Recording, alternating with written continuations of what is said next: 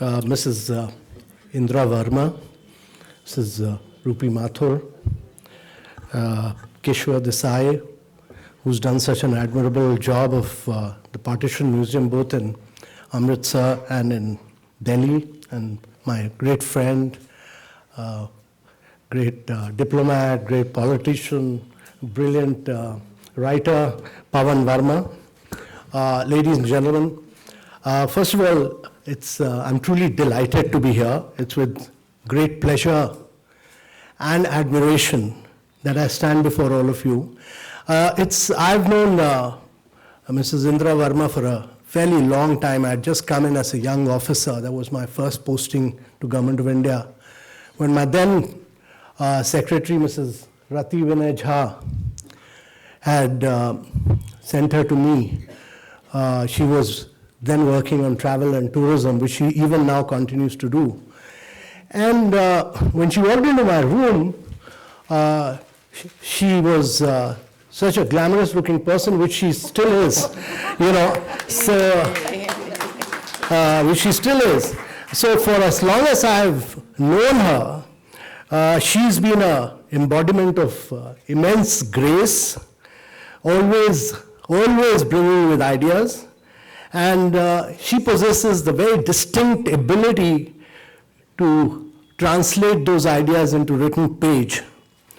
And her sensitivity towards the nuances of feeling, her sensitivity towards human experiences is in many ways truly remarkable. And since then I've met her many times and exchanged views with her on several occasions. And lest we forget, Indira and offering us a glimpse into her family's years as refugees, a life spent shuttling between cities and towns until she found a home in Delhi. Imagine, from a life of opulence in Peshawar, the participation swept her and her family into its turbulent current, upending their lives and casting them adrift in a very, very uncertain and unfamiliar world.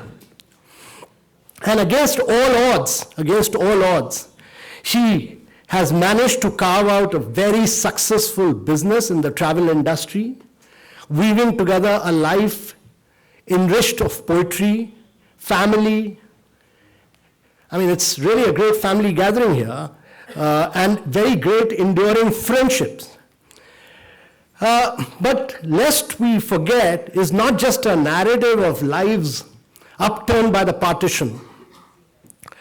It is a profound story to the enduring power of love and the strength of hope.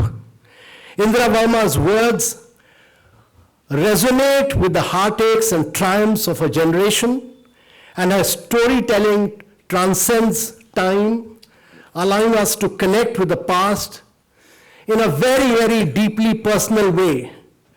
I can feel it because I've been to Keshwar's museum, and these are really great personal stories which need to be told. And it is a great story of a woman like Indira Varma, for whom giving up was never an option. What makes this achievement even more remarkable is that Indira Varma has penned this very poignant book at the age of 82. Her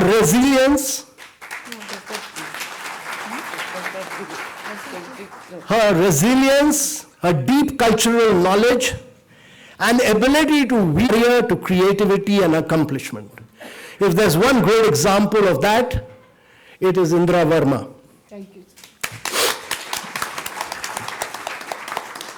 But what truly sets Indira ji apart is a lifelong passion for Urdu literature, ghazals and nazms, which began at a young age.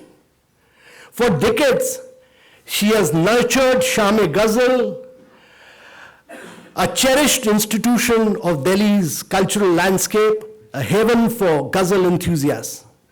Her notable works include Hum Umr Khayal and Shafak Ke Rang, both translated by someone who's present here, by the renowned Rakshananda Jalil.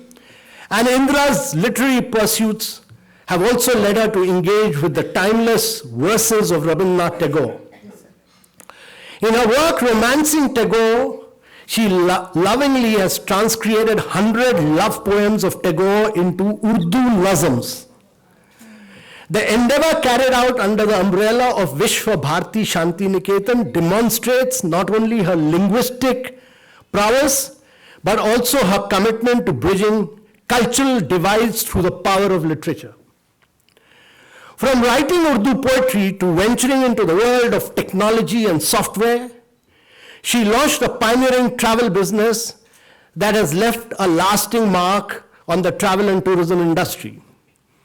Her innovations, such as the first ever visa service and IVS software distribution, have not only shaped the travel landscape, but continue to thrive through her API website.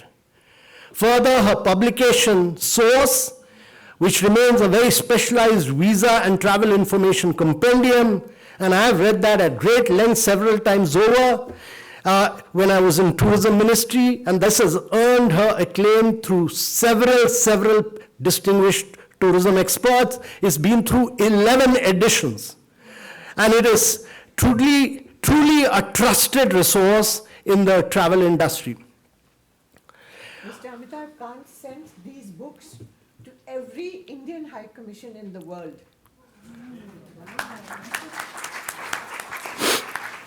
You know, and when you speak about her remarkable talents, it's evident that creativity flows through the Varma family.